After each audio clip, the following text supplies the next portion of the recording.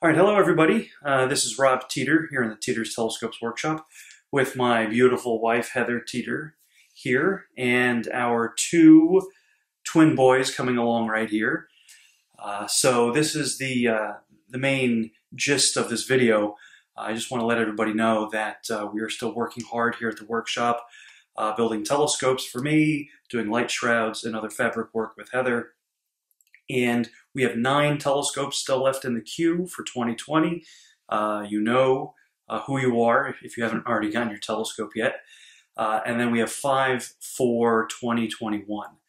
And the idea is that I'm going to take a little bit of a break in the fall of this year, kind of ramp down, work a little bit, and then ramp back up with those 5 solid tube telescopes that we're doing in 2021, and then see what the two of us think of family life moving forward and continuing the business from there.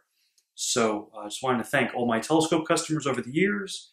You know, Heather wanted to thank all of her shroud customers as well.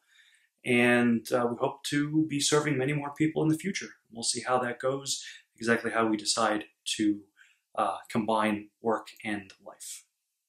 Any thoughts, Heather? No, sums it up. Okay. All right, that's the latest, guys.